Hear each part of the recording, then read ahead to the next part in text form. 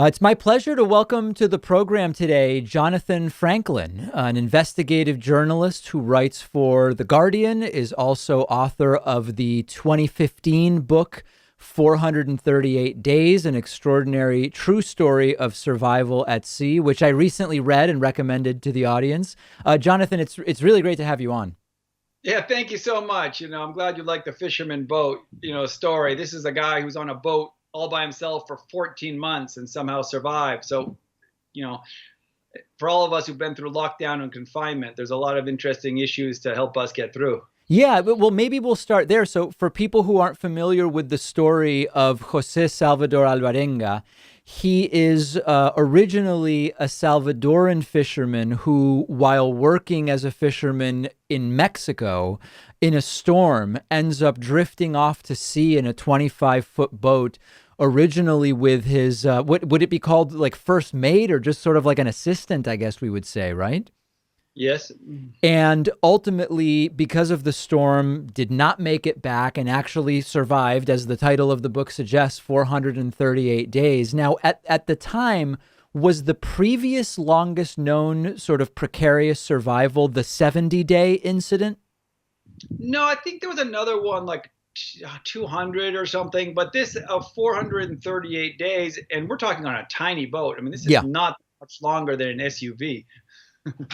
Yeah, and so it's an incredible story, and obviously it exceeds the scope of our conversation to tell it all. But needless to say, it's an incredible story that is filled with both, everything from innovation in terms of how he survived to complete and total heartbreak and the reality of what happens after being essentially alone for the large part of that 438 days.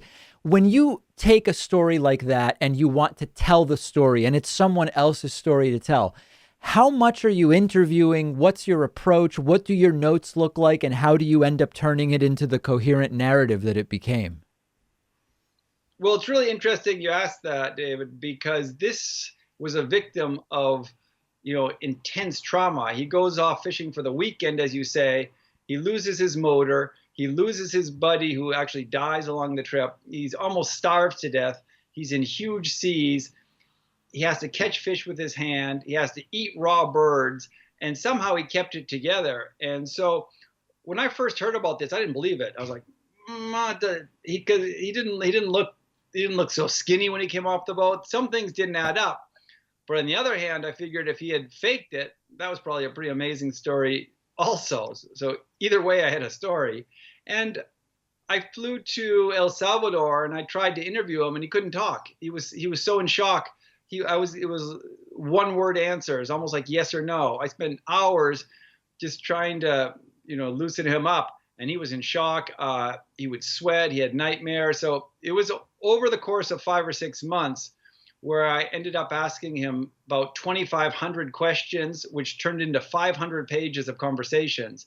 And those 500 pages of conversations, which was an exclusive deal that I made with him, is the basis for the book. In the book, you describe many conversations, and I'm interested in narrative nonfiction. There's a lot of different approaches to dialogue, and sometimes, like just to pick somebody, Ben Mesrich will sometimes say that he's using sort of creatively recreated dialogue that he feels tells the gist of what took place, but is not necessarily literally accurate, or that stories may be combined or separated, or whatever the case may be. What was your approach in sort of describing and telling the conversations that took place on the boat between Jose and his crewmate? Well, the interesting thing here is that the protagonist, Jose Salvador Alvarenga, about 33 years old, had never gone to school after about second or third grade. So he couldn't read, he couldn't write, but he fully functioned in society. And one of the things I learned is that when you're illiterate, you also have the ability to develop an amazing memory because you got to keep a lot of things in your head if you can't read or write them down. That's So this interesting. guy had a fantastic memory. And I could see it when I would interview him about a certain scene when he caught his first bird. And 2 months later, I would interview him again and he just nailed it. So he really had a fantastic memory. And he, the dialogue in the book is not that extensive. I only use dialogue that I was pretty sure I could get from his side of the dialogue, and then he would tell me the other side of the dialogue. But the fascinating thing is he's often doing a monologue because he's out in the middle of the ocean. So the monologue, he can tell me what his monologue was. So we have these amazing scenes where he's talking to a whale shark for days and days, where he talks to a whale shark. He trains a bird to be his pet, and the bird becomes his pet and his companion. Even when his buddy dies, he props up his buddy and he talks to the corpse for a week because he figures talking to a corpse is a lot better than being totally alone. Right. You mentioned that it wasn't just you who was skeptical to some degree of the story initially. And when you consider that we haven't mentioned this detail, but he actually washed ashore with that same 25-foot boat in the Marshall Islands in the Pacific, in the middle of nowhere. And one of the elements that seems most compelling in the story is that, of course, there's no doubt that it's the same boat he left Mexico with. How important is that detail in convincing you and others of the story? Well, that detail, like how did the boat get there? I mean, you can't FedEx a boat. Right. And the interesting thing is when the guy lands, he has no interest in talking to the press. He refuses to talk to the press. He calls the press cockroaches, and he's trying to forget this trauma. If you're going to scam it, it's probably because you figure the publicity is going to get you something. So if you're going to scam it, it's unlikely your first move is to tell the press to blow off.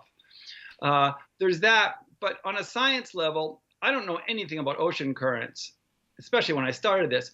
So I went to the Scripps Institution of Oceanography in the University of Hawaii and the U.S. Coast Guard, and all three volunteered very generously to use tracking software for ocean currents, drifting boats, and the University of Hawaii had just put a bunch of GPS drifters off the coast of Mexico's, months earlier, and it lines up perfectly. In terms of if you're going to throw something like a boat off the shore of Mexico, it's going to end up in the Marshall Islands. So that part also checks out from all three of those, the Coast Guard, Scripps, and University of Hawaii.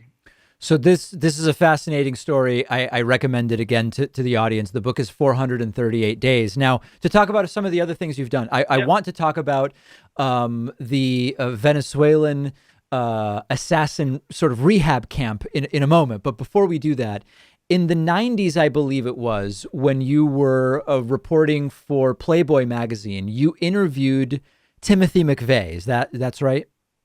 That is right. I'm one of the few people who had an hour face-to-face with Tim McVeigh in El Reno prison. So Timothy McVeigh, of course, the perpetrator of the 1993 World Trade Center bombing. What are the circumstances of that interview? Well, the circumstances is that I was always curious about McVeigh because, a horrendous act. I mean, what causes you to put a bomb in a civilian building? And when I look back on it, I found that McVeigh had been in the Big Red One, infantryman, very well decorated U.S. Army soldier. And when I started to look at what he did in the first Gulf War in 1991, he was involved in a pretty horrendous massacre. Where a bunch of M1 tanks had bulldozers put on the front of them, and instead of going trench, mano a mano in the trench warfare, they just buried the Iraqis alive. About 2,000 were buried alive, and reporters at Newsweek won a Pulitzer Prize for the cover-up of this story. Huge, big deal. 2,000 people buried alive. That breaks a few contexts of most codes of war. Yeah. McVeigh's job was to shoot off the survivors with machine guns. So you can kind of see that without justifying blowing up Oklahoma, which I'm not doing, and I don't want people to take it that way, you have to understand that the first time this guy was involved in a huge, horrendous massacre, he got medals for it. He was applauded. He had killed before. It's very interesting and very important, I think, to look at the first time he killed. So when I went to the prison, that's what I talked to him about, was his war experience, because I had interviewed everybody in his tank before I interviewed McVeigh. So when I go to interview him, my first question is, Tim, what was the name of your pet kangaroo rat when you were in the Gulf War? And he's like, how do you know I had a pet kangaroo rat? And I was like, Jose told me. He's like, how do you know Jose? Jose was the driver. I went out. I was out snowboarding with Jose.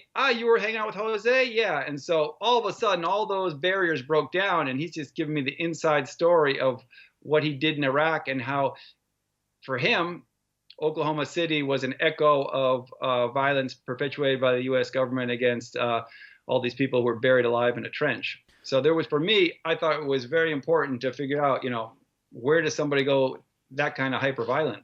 Yeah, one of the commonalities that I've heard from folks who have interviewed those who are known for or have committed just disgustingly extreme acts of violence is that when they sit down with them in a room, there's two things that are common. One, how sort of unremarkable they are, sometimes physically. I think with Totally true. Totally true in this case. Yeah, I mean, I think like with Charles Manson, that's a big thing where he's just, this little, just kind of this small, unremarkable guy. But also, and this is a weird term to use, how normal sometimes these folks can seem. And there's a lot of kind of connotations to that term. But what was your sort of like general impression of the man? Exactly. I totally agree with you because people, people want to see a monster, and probably I wanted to see a monster.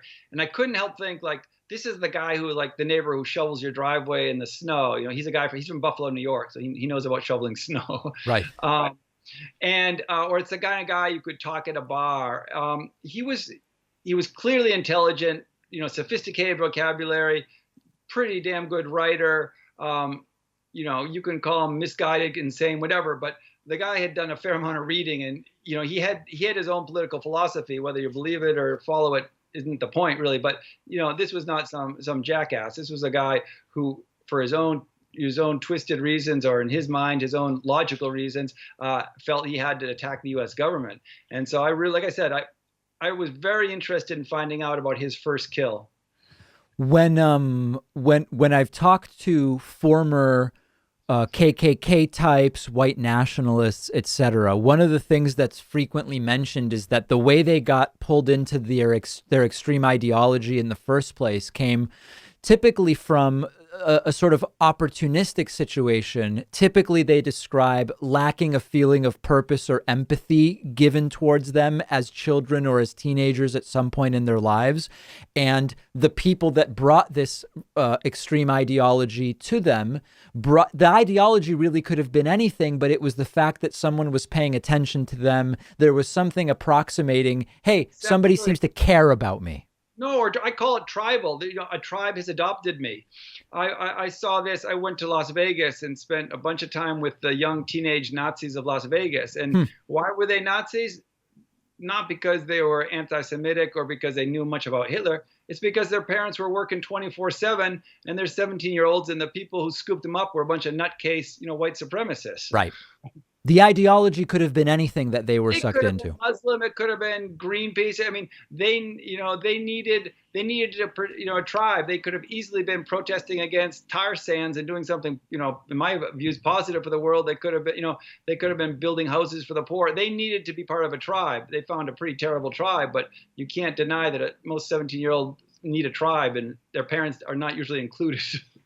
So how does that compare, thinking now of when you spent this time with the former hitmen in Venezuela? How does it compare with how they were originally pulled into being hitmen?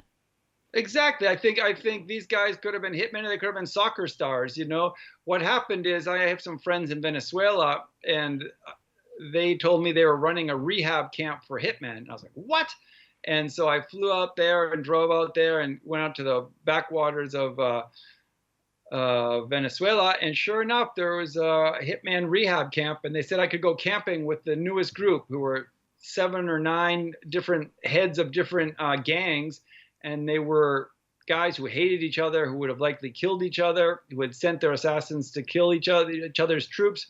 So they were stripped of their weapons, and they were just given like flour and corn and matches, and they were stuck on the top of a hill surrounded by armed guards, and they had to just hang out for 2 or 3 days, cooking, eating, and talking around the campfire. And I But was so allowed to. who organizes that? I mean, in other words, how does one get into a position to be one of the hitmen that's part of that? Is it under duress that they're doing this, or? No, they get nope. They get recruited by local businessmen who had been a victim of armed robbery. And when he started to poke into the armed robbery suspects, he realized they were hitmen, and he offered them instead of turning them into the cops, he offered to let them work on his rum in his rum factory. He's a big rum factory, so he tried to get them rehab them on his own, and then they showed up with the whole gang. It's like, you take in a stray dog and then the whole pack comes in. He took in two of these guys, and the next Monday they were all piling saying, we want to be rehabbed. So he hired a psychologist, he hired some former cops, and then they go headhunting. They single out the most dangerous gang leaders in the hills outside of Caracas, and they convince them, which is not an easy process, to come try and go straight. And I was there living with them for about maybe 2 or 3 days on this mountaintop with all these killers. And I just had a little video camera, and I was just videotaping them, getting them to confess their sins. And so what stands out to you about those conversations and those interactions? Pretty remarkable that you can have a group of 21-year-olds who give zero value to human life. I don't know who to blame, but they just, they would kill a taxi driver because they didn't want to pay $5. One guy killed the classmate because he made fun of him in 7th grade, about his homework. And these guys were hardcore. And they assumed they were going to die. If you lived to be 29, they called you grandfather. You become a that was like a noble title. Nobody was expected to make it to 30.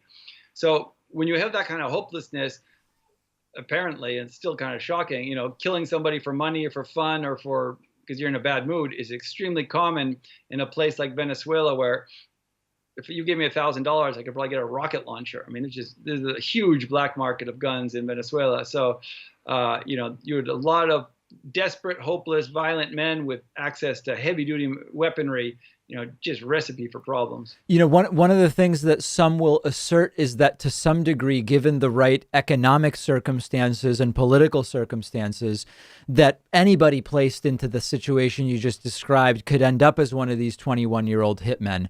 How do you react to such a claim? I mean, could it really be anybody? No, I totally don't buy it. I don't believe that.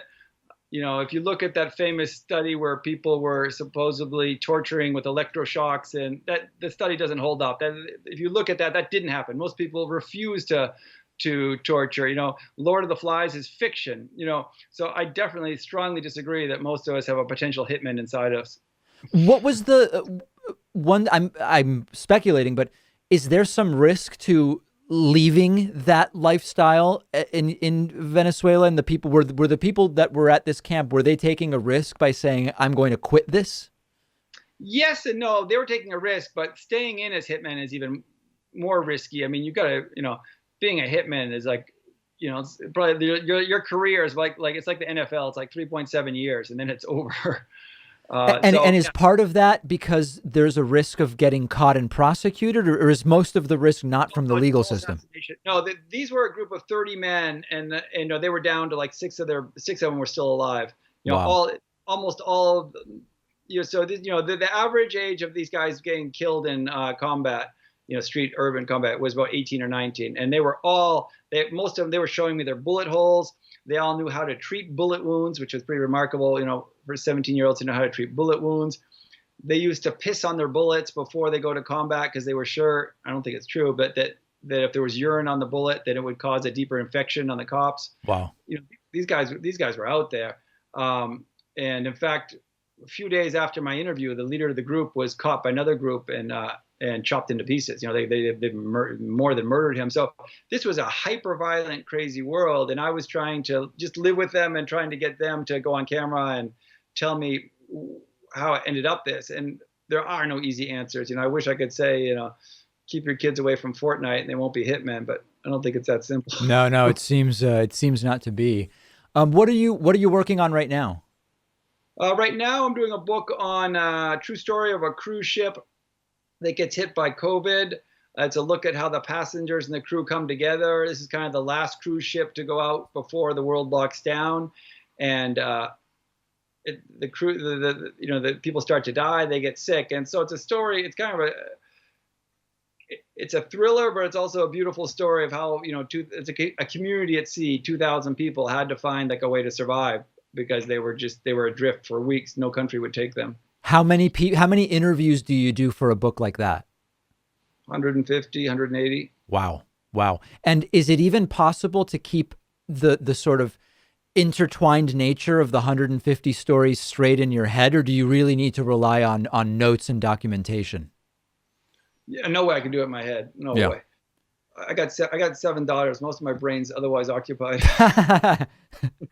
Hey, I'm curious. The narrative fiction, a narrative nonfiction genre is very interesting to me, and I've read diverse narrative nonfiction, including your work, and I mentioned in my email to you Ted Conover, who I interviewed, who's done interesting work. John Krakauer, known for Into Thin Air and Into the Wild. What are some of when you think of the genre? What books and authors do you think of? I think of Papillon, the French prisoner, which may or may not be narrative nonfiction, because the publisher on his deathbed admitted there was a lot of went well beyond Ben Menrich's idea of creating dialogue that sounds good. Yes. So, but Papillon, fantastic book there. Into Thin Air, still a classic.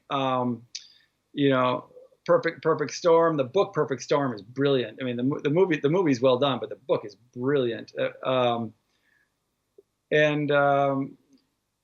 guess those. And I have to say, what's interesting about the one I did, 438 Days, is that they did an audio version of it. And I've never really paid much attention to audiobooks, but this one has gone crazy. And I think for any of your listeners who like audiobooks or need an inspiring story, it's about 7 or 8 hours.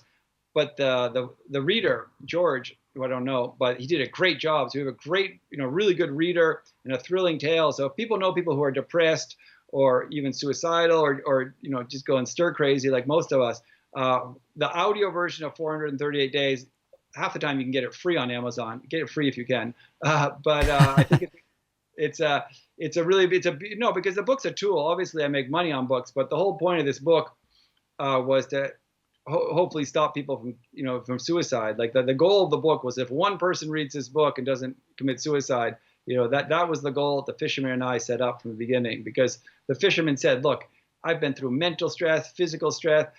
If I don't kill myself, if I can make it, you can." So I think there's a really strong resilience and survival here that goes, it touches a lot of people, and unfortunately, a lot of people need that message right now. Well said. We've been speaking with Jonathan Franklin, investigative journalist, writes for The Guardian, author of 438 Days.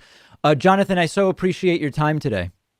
Excellent. Well, thank you very much, and I appreciate your questions, and a beautiful interview. Well done.